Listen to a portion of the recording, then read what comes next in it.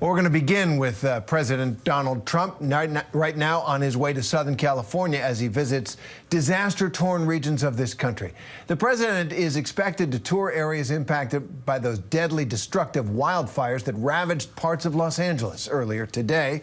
Trump criticized California's response to those fires, calling it a bad situation. That is a disaster like I don't know if we've ever seen anything like it. It looks like something hit it, and we won't talk about what hit it, but it is a bad, bad situation. Well, Trump began his multi-state trip in North Carolina this morning, stopping in Asheville, North Carolina, to assess the damage caused by Hurricane Helene last year. There, he slammed FEMA's response to the emergency in North Carolina, threatening to get rid of the agency completely. I'll also be signing an executive order to begin the process of fundamentally reforming and overhauling FEMA, or maybe getting rid of FEMA. I think, frankly, FEMA is not good. I think when you have a problem like this, I think you want to go and, whether it's a Democrat or Republican governor, you want to use your state to fix it and not waste time calling FEMA and then. So for more, let's bring in ABC News' Christian Cordero. So first, Christian, today's visits to North Carolina and California mark the president's first trips since returning to the White House.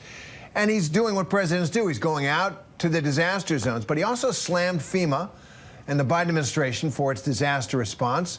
What kind of changes is he proposing now that he's back in office? Well, as we just heard, Terry, right, the fundamental changes, the overhaul, and perhaps getting rid of it entirely is what the president is floating right now. We're not really sure what he means by the fundamental reform to FEMA, but we do know that he can't get rid of the agency entirely, at least not without congressional help. And historically, anyways, lawmakers from both sides of the aisle have supported FEMA. In fact, a lion's share, the majority of the billions of dollars in FEMA's disaster relief fund ends up going to hurricane-prone states like Louisiana, Texas, and Florida, for example. So it is a little bit trickier than just what the president threw out there, and it will be really interesting to see what else he means by those fundamental reforms. Trump also says that he wants the states to lead the charge in disaster response. It's important to note that states largely already do. The FEMA's efforts are typically to support the states' efforts and then reimburse them for those costs. Terry. Right. So Trump also appeared to add a new condition on additional aid for the wildfires, demanding that lawmakers establish voter ID laws and open up water taps. Now, this is something that most presidents don't do. They don't say, OK, we'll give you disaster aid if you do these things on these other issues. It's generally been, let's help. Not with Trump. So how are Californians responding? Not surprisingly, they're not responding very favorably to Trump's proposal.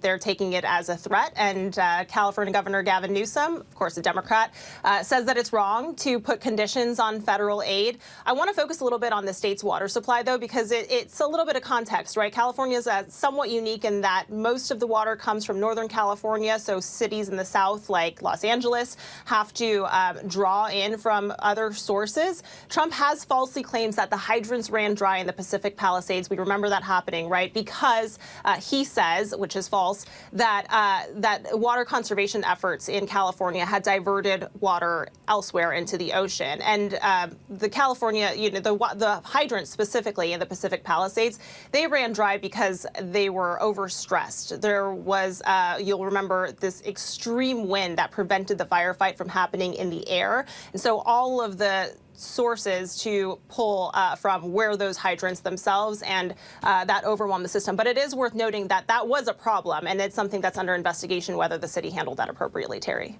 Right, absolutely. So you always get something different with Donald Trump. Buckle up, Christian Cordero. Thank you very much. Appreciate it. Thank you.